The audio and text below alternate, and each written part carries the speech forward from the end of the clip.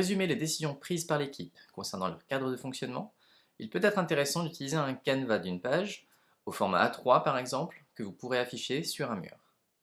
Je vous propose aujourd'hui de découvrir le Team Canvas, qui m'apparaît être un outil excellent pour faire ce genre d'exercice. Voyons ensemble comment cela fonctionne. Plus que de recenser au sein d'un même document l'ensemble des informations concernant le cadre de fonctionnement de l'équipe, le Team Canvas va nous permettre d'affiner certains thèmes et d'analyser la cohérence d'ensemble. Il existe aujourd'hui deux versions du Team Canvas, une version basique et une version avancée. Nous parlerons plutôt de la version basique dans cette vidéo. Le Team Canvas se présente sous la forme suivante et se décompose en trois zones. Ce qui définit l'équipe, ses rôles et ses objectifs, ce pourquoi l'équipe fait ce qu'elle fait, sa finalité et ses valeurs, et enfin, comment l'équipe va atteindre ce qu'elle souhaite atteindre, ses règles et ses activités. Nous allons parcourir ensemble ces différentes zones les unes après les autres et voir comment on peut animer une session de ce type. Commençons par les objectifs. Dans cette zone, on va recenser les objectifs communs et personnels des membres de l'équipe. Ils peuvent s'appuyer sur une vision ou sur des objectifs qui leur ont été partagés auparavant, par un manager par exemple. On demande alors au groupe l'objectif faisable, mesurable et délimité dans le temps qu'il veut atteindre. Puis, on peut demander à chacun les objectifs personnels qu'il souhaiterait partager avec les autres.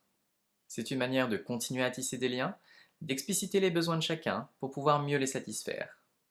On cherche donc ici à bien s'accorder sur la cible de l'équipe. Cela peut être par exemple devenir leader du marché dans les 2 prochaines années, augmenter le chiffre d'affaires de 50% cette année, développer mes compétences dans la technologie X ou encore contribuer à un projet à impact social. Rôle et compétences. Dans cette zone, on va simplement demander à chacun de déposer son nom et son ou ses rôles. On peut d'ailleurs en profiter pour trouver un nom d'équipe si ce n'est pas encore fait. L'objectif est donc de donner une vision globale de l'équipe et de commencer à lui construire une identité.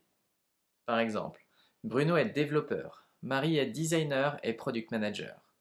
L'équipe pourrait s'appeler les indestructibles parce qu'elle n'a peur de rien. Finalité. Dans la zone finalité, on cherche à définir à quelle cause plus grande l'équipe contribue, au-delà des objectifs définis plus tôt. On cherche ainsi à donner du sens à l'effort collectif à venir.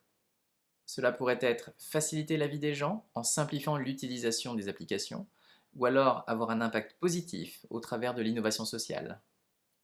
Valeurs. Dans cette zone, on va demander à l'équipe quelles valeurs elle souhaite incarner et partager entre ses membres.